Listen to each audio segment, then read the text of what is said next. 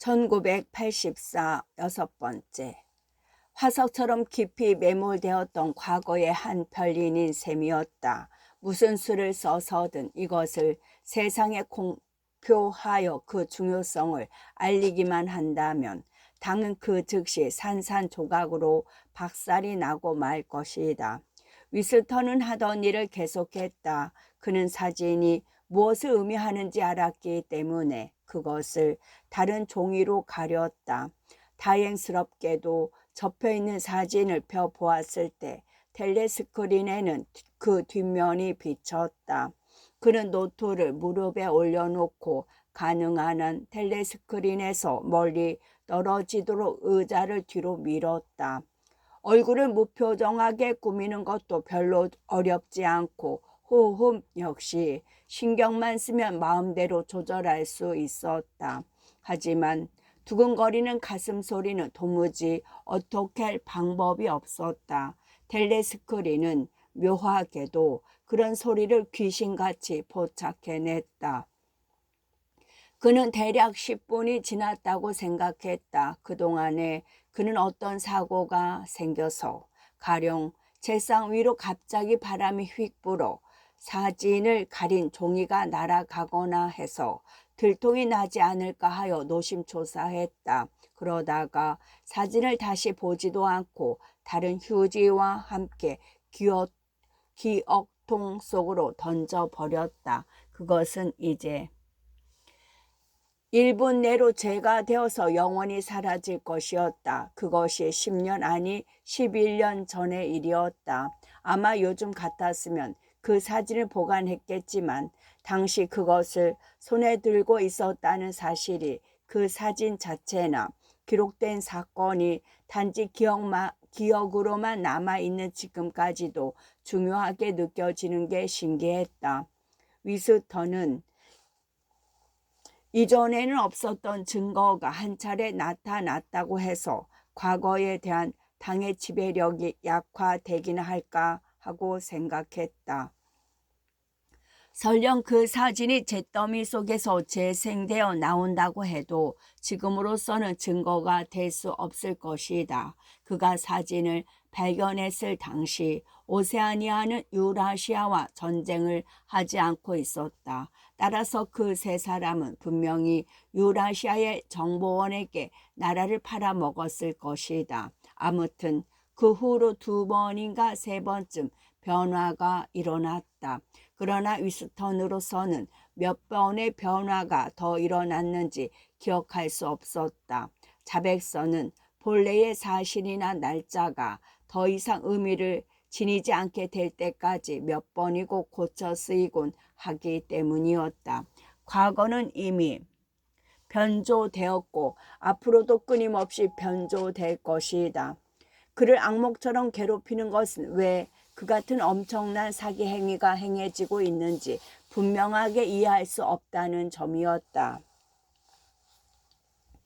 물론 과거를 날조함으로써 즉각적으로 얻게 되는 이점이 무엇인지는 명백히 알 수 있었다. 그러나 그 궁극적인 동기가 무엇인지는 도무지 알 수 없었다. 그는 다시 펜을 들고 글씨를 썼다.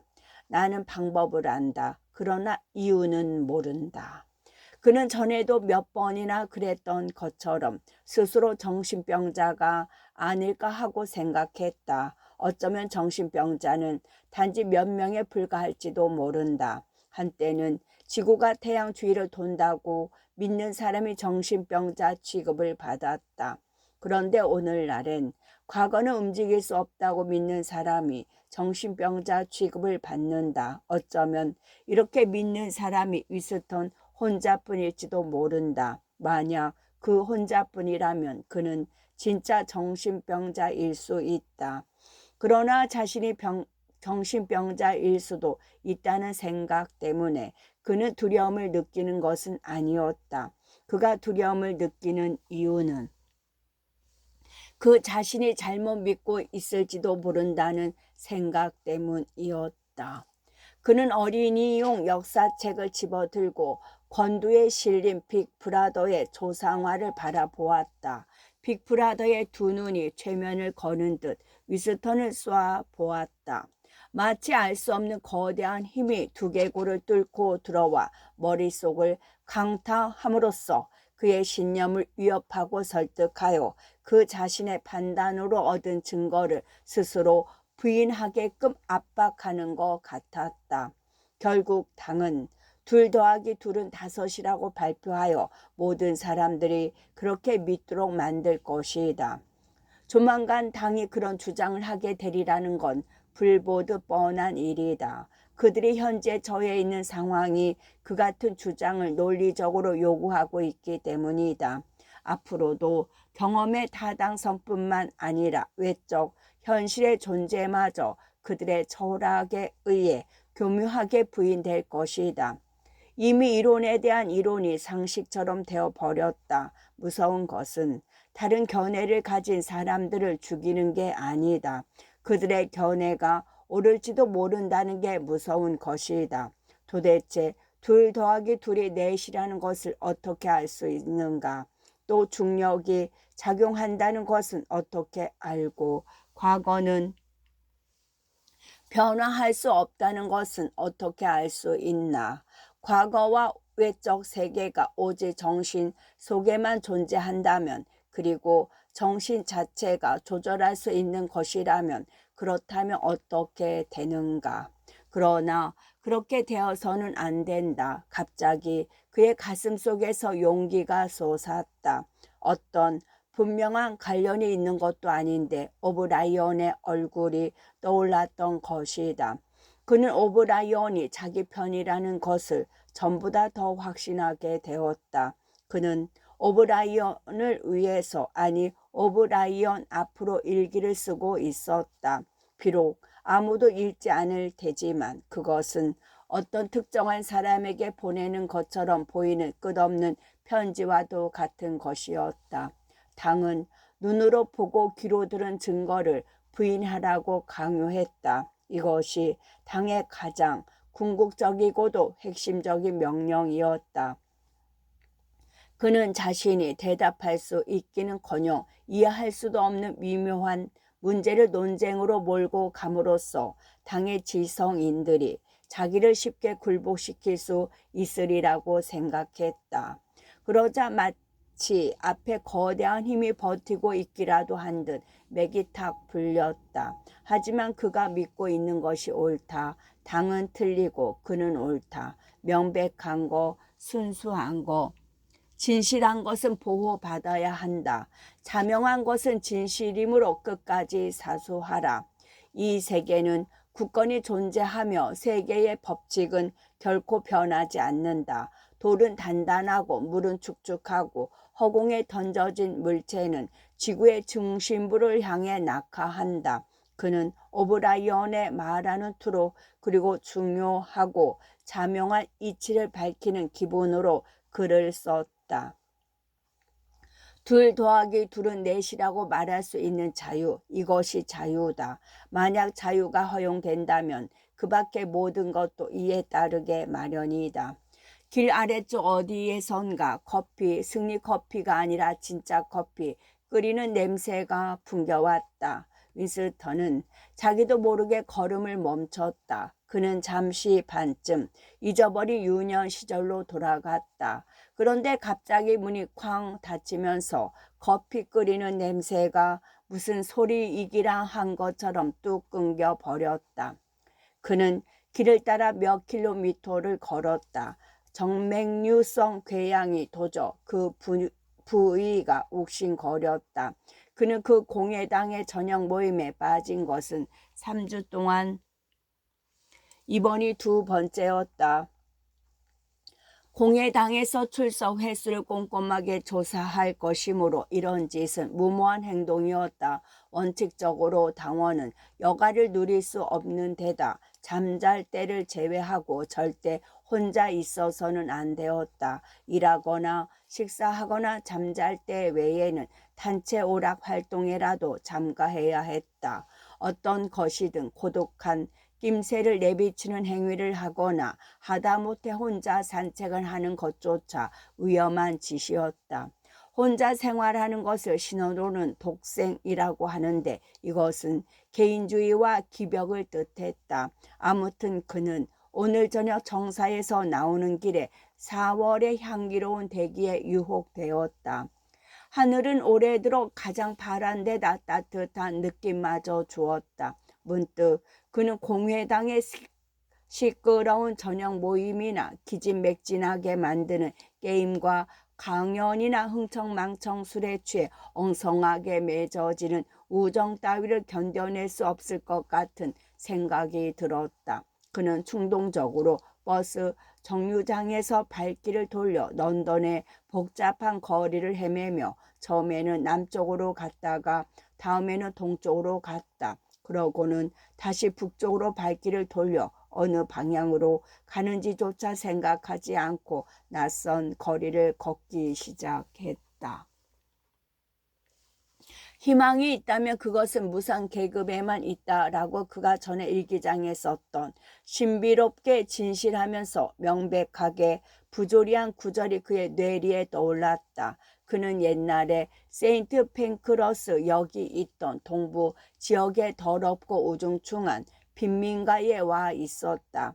그가 걷고 있는 자갈길 양옆으로 작은 2층 집들이 쭉 늘어서 있었는데 집집의 문이 곧장 길가로 나 있어 마치 쥐구멍처럼 보였다. 자갈 틈새 여기저기 더러운 물이 고여 있었다. 어두컴컴한 출입문 안팎으로 그리고 양쪽으로 뻗어 있는 좁은 골목길 아래에 수많은 사람들이 입술에 립스틱을 새빨갛게 칠한 한창 나이의 아가씨들, 그 아가씨들의 꽁무니를 쫓아다니는 젊은 녀석들, 10년 후면 그 아가씨들도 이 꼴이 된다는 것을 보여주듯 뒤뚱거리며 걷는 뚱뚱한 아낙네들. 구부정한 허리에 발을 질질 끌며 걸어 다니는 노인들, 흙탕물을 튕기며 놀다가 어머니의 고함 소리에 뿔뿔이 흩어져 달아나는 누더기 옷에 맨발인 어린아이들이 우글거렸다. 거리 쪽으로 난 유리창은 4분의 1 정도가 깨진 채 널판지로 엉성하게 가려져 있었다. 몇 사람만이 위스턴을 호기심 어린 눈으로 경계하듯 쳐다볼 뿐. 대부분 그를 거들떠 보지도 않았다. 몸집이 큰 두 아낙네가 벽돌처럼 검붉은 팔뚝을 앞치마에 포개고 출입문 앞에 서서 수다를 떨고 있었다.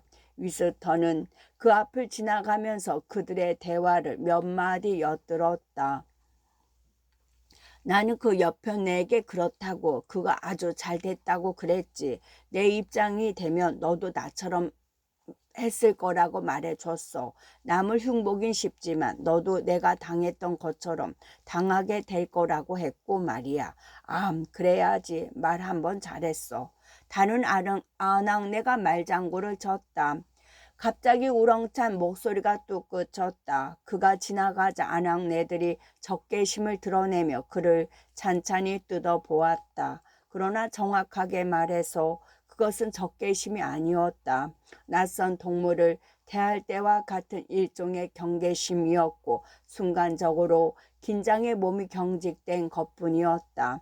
그런 거리에서 푸른 제복의 당원을 본다는 것은 결코 흔한 일이 아니었다. 그리고 특별한 볼일도 없이 그런 곳을 나다니는 것은 현명하지 못한 일이었다. 만약 경찰한테 걸리기라도 하면 동지, 신분증 좀 봅시다. 대체 여기서 뭘 하고 있는 거요? 언제 직장에서 나왔소? 이곳이 당신 집으로 가는 길이요? 따위의 질문을 받게 될 것이다. 집으로 가는 것이 아닌 다른 길로 다니지 말라는 법은 없지만 혹시라도 사상 경찰이 그것을 알면 가만히 내버려 두지는 않으리라. 갑자기 온 거리가 소란해졌다. 사방에서 조심하라는 소리가 들렸다. 사람들이 놀란 토끼처럼 출입문 안으로 뛰어 들어가고 있었다. 한 젊은 여자가 위스턴의 바로 앞 출입문에서 뛰어나와 웅덩이에서 놀고 있는 꼬마를 앞치마로 감싸 안고는 재빨리 집 안으로 뛰어 들어갔다. 그때였다. 옆 골목에서 튀어나온 주름진 검정 양복 차림의 남자가 위스턴 쪽으로 달려오더니 하늘을 가리키며 흥분된 어조로 소리쳤다. 스티머요, 저길 보세요. 머리 위에서 펑 터질 거요. 빨리 엎드려요. 스티머란 몇 가지 이유로 노동자들이 로켓 폭탄에 붙인 별명이었다. 위스턴은 재빨리 엎드렸다. 노동자들이 그런 식의 경고를 할 때는 언제나 거의 정확하게 들어맞았다. 로켓의 속도가 소리보다 빠르긴 하지만 그들에게는 몇 초 후에 로켓 폭탄이 날아오리라는 것을 직감할 수 있는 본능 같은 것이 있는 듯했다. 위스턴은 엎드린 자세에서 팔로 머리를 감쌌다. 지축을 뒤흔드는 것 같은 광음이 나더니 가벼운 파편들이 소나기처럼 그의 등에 떨어졌다. 그것은 근처 창문에서 부서져 날아온 유리 조각이었다. 그는 일어나서 계속 걸었다. 200m 전방에 있는 집들이 폭탄으로 파괴되어 있었다. 검은 연기가 하늘로 치솟는 가운데 횟가루 먼지를 뒤집어 쓴 사람들이 부서진 집 주변으로 몰려들었다. 그의 길을 걷다가 앞에 쌓여있는 횟가루 더미에 한가운데에 박힌 선홍색 나무 토막 같은 것을 발견하고 가까이 다가갔다. 그것은 손목이 잘려나간 사람의 팔이었다. 피가 묻은 부분만 제외하고 팔 전체가 석고상처럼 하얗게 되어 있었다. 그는 그 팔을 도랑 쪽으로 차버리고 사람들을 피해 오른쪽 골목으로 발길을 돌렸다. 3, 4분 후 그가 폭탄이 떨어졌던 지역을 벗어나자 아무 일도 없었던 것처럼 지저분하고 시끌벅적한 거리가 계속 이어졌다. 20시가 거의 다 되어서인지 프롤들이 자주 드나드는 술집이 사람들로 꽉 들어차 있었다. 쉴 새 없이 삐걱거리며 열렸다 닫혔다 하는 손때 묻은 문틈으로 지린내, 톱밥 냄새, 시큼한 맥주 냄새 등이 풍겨 나왔다. 얼마쯤 가자 전면이 툭 튀어나온 집의 모퉁이에 세 남자가 나란히 붙어 서 있는 모습이 그의 눈에 들어왔다. 그들 중 가운데 사람은 신문을 펴놓고 양옆에 나머지 둘은 그의 어깨 너머로 신문을 들여다보고 있었다. 굳이 가까이 다가가서 그들의 표정을 자세히 살펴보지 않아도 그들이 얼마나 신문에 열중해 있는지 알 것 같았다. 아무래도 읽고 있는 것이 굉장히 중요한 뉴스인 모양이었다. 그가 몇 걸음 지나쳐 가자 갑자기 그들 중 두 사람이 언쟁을 벌이기 시작했다. 얼마나 격렬한지 금방이라도 주먹이 오갈 것만 같았다. 내 말 못 알아듣겠어? 지난 14개월 동안 7로 끝나는 숫자가 당첨된 적은 한 번도 없었단 말이야. 아니야, 있었어. 없었다고. 나는 지난 2년 동안 당첨 번호를 꼬박꼬박 적어왔어. 시계처럼 정확하게 적었다고. 그런데 7로 끝나는 숫자는 없었어. 아니야, 7도 당첨됐어. 확실해. 4 아니면 7로 끝나는 숫자였다고. 2월. 그래, 지난 2월 둘째 주였어. 2월이라고? 젠장 뭐가 2월이야. 내가 똑똑히 적어놨는데 그런 숫자는 진짜 없었어. 둘 다 그만해. 세 번째 남자가 소리쳤다. 그들은 복권 이야기를 하는 중이었다. 위스턴은 30m쯤 가다가 뒤를 돌아보았다. 그들은 여전히 핏대를 올리며 다투고 있었다. 엄청난 당첨금이 걸려있는 복권은 노동자들이 공공연하게 관심을 보이는 것으로 그 자체가 일대 사건이었다. 비록 복권이 인생을 살아가는 유일한 이유는 못 될지라도 삶의 가장 중요한 몫을 차지하고는 있다고 믿는 노동자들이 수백만 명은 될 터였다. 복권은 그들의 즐거움인 동시에 그들을 어리석게 만드는 것이었고 진통제이면서 지적인 자극제였다. 간신히 읽고 쓸 수 있는 사람들까지도 복권에 관련된 복잡한 계산을 능히 할 줄 알았다. 그뿐만 아니라 자기의 기억이 맞는다면서 우겨댈 줄도 아는 것 같았다. 물론 개중에는 적중표나 예상표 또는 행운의 부적 따위를 팔아서 생계를 잇는 족속들도 있었다. 위스턴은 풍요부에서 담당하는 복권 발매와는 아무런 관련이 없었지만 그 당첨꾼의 대부분이 허위로 부풀어진 것이라는 사실쯤은 익히 알았다.